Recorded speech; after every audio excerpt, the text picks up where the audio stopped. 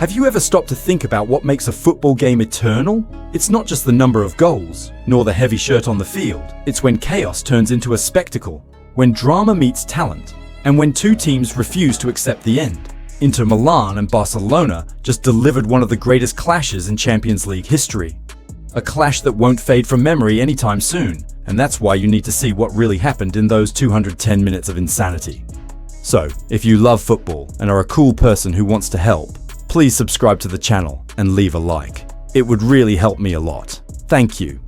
The semi-final between Inter Milan and Barcelona was more than a battle for a spot in the Champions League final. It was a rare spectacle, one of those moments that make you remember why you love football.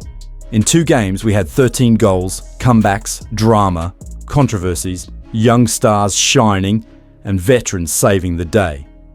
Tactically rich, technically brilliant, emotionally chaotic. Right from the start, Inter made it clear they weren't there to watch Barcelona play. They pressed high, imposed intensity, and took control of the game. The Italian team was aggressive, vertical, and extremely dangerous. The first goal came naturally, a result of Inter's clear superiority at the beginning, and more could have followed as the team created chances, shot at goal, and forced Barcelona's defense to scramble. The big controversy of the first half came in the second goal. Lautaro Martinez broke into the box at speed and fell after contact with Pau Cubarsí. The referee initially waved play on, but the VAR was called in. The replay showed a touch from the Spanish defender, but the question remains, was the contact enough to bring the Argentine down, or did he lose his balance on his own? It's a tough call for some, but not for others. After the break, the scene changed completely. Barcelona returned with soul, desire, and the talent of their young stars. Inter retreated, and Barca used every inch of the field to push their opponents back into their own box. Lamina was the standout, but also Gerard Martin, who had been shaky in previous performances, came on strong. The young fullback provided 2 crucial assists, one of them a display of pure talent and intelligence.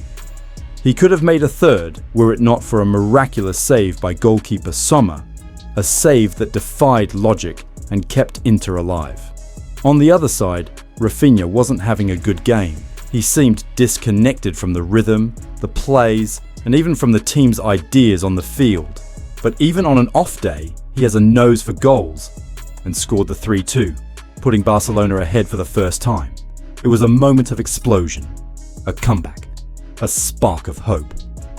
Lamina had a night that reinforced his status as a phenomenon, even at just 17 years old. He was Barcelona's most impactful player in the match, with a performance so precise that he reached a symbolic 95% success rate in his actions. Every time he touched the ball, the stadium held its breath. It was as if no one dared look at their phone, so much attention did he demand. Yamal enchants, inspires, and reminds many why they fell in love with football. But despite his brilliant performance, he also faced something new, the frustration of elimination.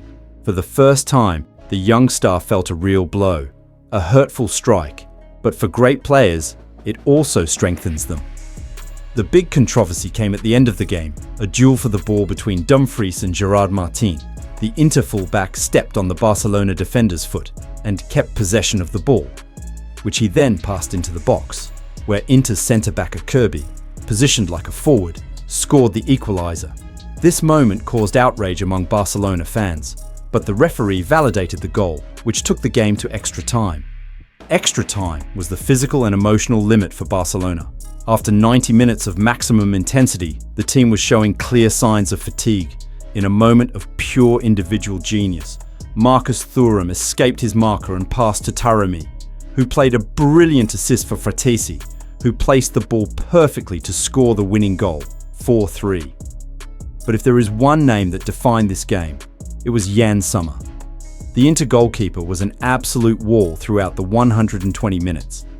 He made a series of saves in the second half, stopped shots that seemed impossible, and possibly made the save of the season so far. In a match full of protagonists, Sommer was the hero.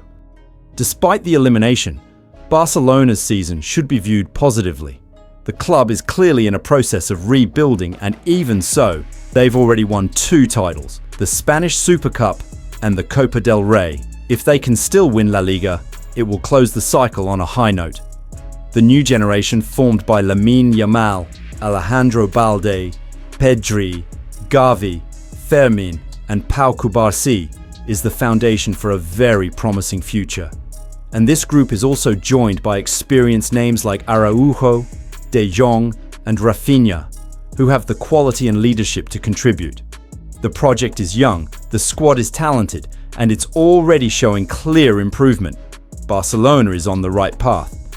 If they maintain this growth, it's just a matter of time before they win the Champions League again. On the other side, Inter Milan confirms that they are in a golden era under Simone Inzaghi. In 2023, they reached the Champions League final and were only defeated by the mighty Manchester City. Now, 2 years later, they're back in the final, more mature and confident. The team is aiming for their fourth European title after winning in 1964, 1965, and 2010.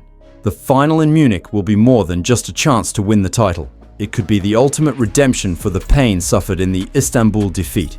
With a strong, well-coached and resilient squad, Inter is proving that they are back at the top of European football.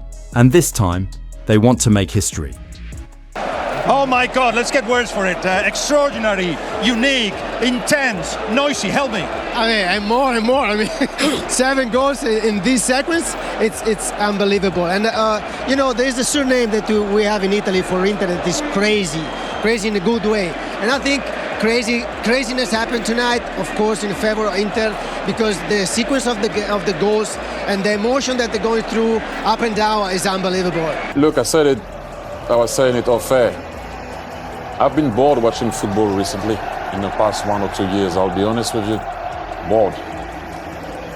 So thank you, Inter, and thank you, Barcelona. Bored in what way, Thierry? Not saying what I've seen tonight.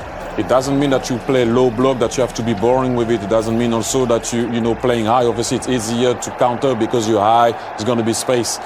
I'm just saying that tonight, that's why I love football. That's why we all love football. That's what we want to see. We want to see teams going at each other, being open, playing. What we've seen, and Alessandro said it, home and away. Usually you have a team has a good game, then you have a comeback. We've seen the same game. I mean, come on. Rafinha, you think that he won it.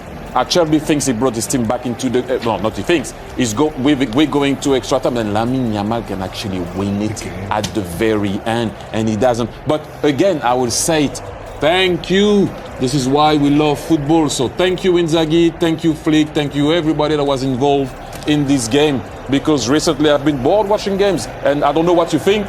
Jamie, I don't know if you guys were also bored watching games. I was.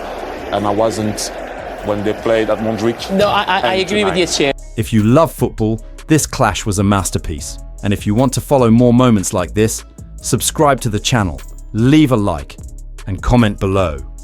Who was the standout player in this incredible semi-final? See you in the next video.